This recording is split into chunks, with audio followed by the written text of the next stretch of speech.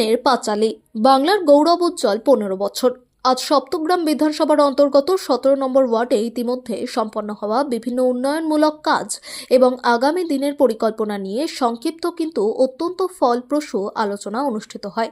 এই গুরুত্বপূর্ণ আলোচনায় উপস্থিত ছিলেন সপ্তগ্রাম বিধানসভার সম্মানীয় বিধায়ক শ্রী তপন দাশগুপ্ত মহাশয়, চুচুড়া মগরা পঞ্চায়েত সমিতির সহসভাপতি শ্রী বিকাশ রায় মহাশয়, বাঁশবেড়িয়া পৌরসভার ভাইস চেয়ারম্যান তথা 17 নম্বর ওয়ার্ডের কাউন্সিলর শ্রীমতী শিল্পী চ্যাটার্জি মহাশয়া, বাঁশবেড়িয়া পৌরসভার 12 নম্বর ওয়ার্ডের কাউন্সিলর শ্রী প্রশান্ত দাস মহাশয়, বাঁশবেড়িয়া শহর তৃণমূল কংগ্রেসের সভাপতি রঞ্জিত সরকার মহাশয় সহ তৃণমূল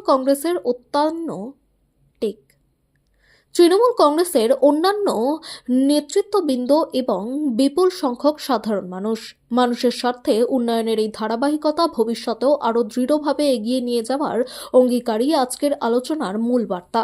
উন্নয়নের পথে মানুষের সাথে, উন্নয়নের পথে মানুষের পাশে।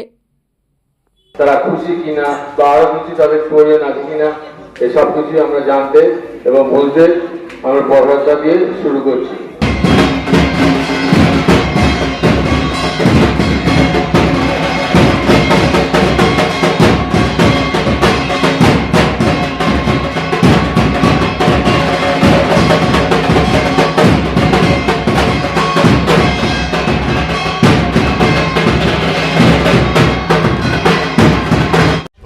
যেভাবে সারা পশ্চিমবঙ্গ জুড়ে উন্নয়নের কর্মযজ্ঞ চালিয়েছেন তা বাংলার প্রতিটি ঘরে ঘরে পৌঁছেছে কিনা সেই নিয়ে একটি উন্নয়নের পাঁচালী যে পরিকল্পনা করেছিলেন। আজ আমরা টিম 1 আমরা 17 নম্বর ওয়ার্ড বাঁশবেড়িয়া পৌরসভায় সেই কাজ ইতিমধ্যেই শুরু করেছি। আমাদের সাথে আছেন আমাদের টিম 1 দলের যিনি লিডার, এই আমাদের অভিভাবক সপ্তগ্রাম বিধানসভার বিধায়ক মাননীয় তপন দাশগুপ্ত মহাশয় আছেন। এই টিমেরই চুচুড়া মগরা ব্লকের পঞ্চায়েত সমিতির সহসভাপতি মাননীয় বিকাশ রায় আছেন, আমাদের বাঁশবেড়িয়া পৌরসভার ভাইস চেয়ারম্যান, ইনিও আরেকটি দলের টিম লিডার মাননীয় শিল্পী চ্যাটার্জি, যে মতুয়া সম্প্রদায়ের সেই দলপতিরাও রয়েছেন আমাদের সঙ্গে, সমস্ত ওয়ার্ডের কর্মীরা রয়েছেন, এই ওয়ার্ডের সভাপতি থেকে শুরু করে প্রত্যেকে আমরা ওই মন্দিরে পুজো দিয়ে শ্রদ্ধার সঙ্গে আজকের কর্মসূচি শুরু করেছি। আজ আমরা ঘুরতে ঘুরতে আমরা পাড়া সংলাপ করতে দ্বিতীয় পর্যায়ে এসে পৌঁছেছি। আপনার নাম?